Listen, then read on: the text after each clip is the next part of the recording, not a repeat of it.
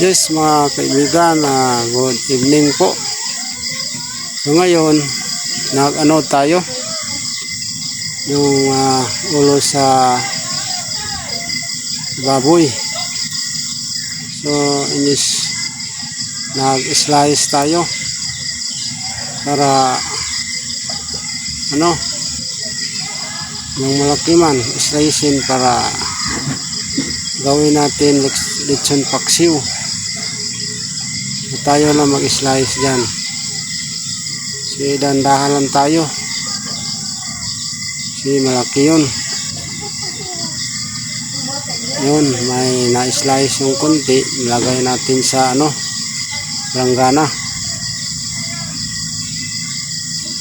Yun ang nagawa natin ngayon mga kaibigan. Dandahan lang tayo. Na ano na, slice na. 4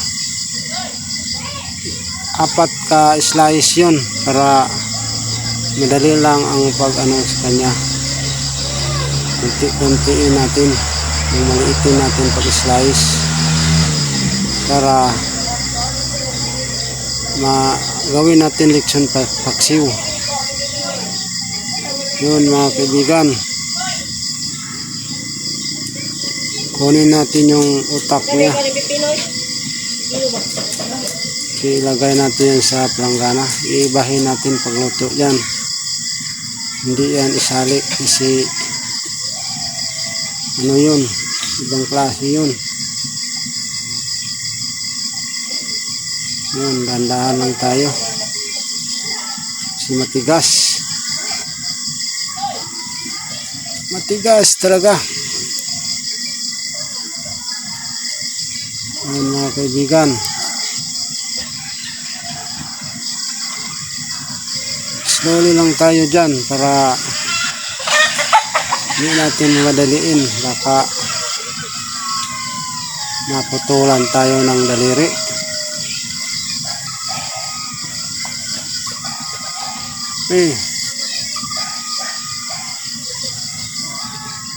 Ngayon lang ako naka-encounter nag-slice ng ulo ng baboy.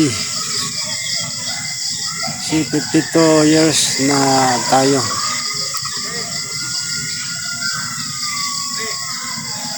Dandahan tayo.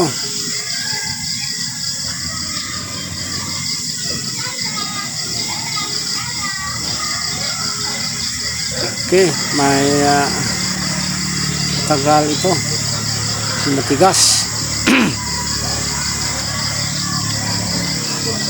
Tigas kasi tanda na yung baboy ito. Kahit kisika pero matagal ma-slice. Yan mga kaibigan.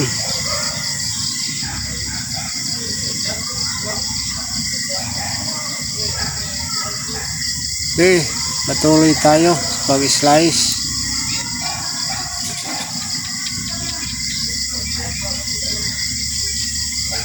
Sa akin lang mag-slice, pero iba na ang mag-cooker niyan ngayon.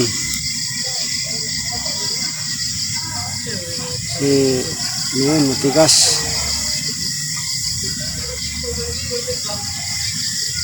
Matigas talaga.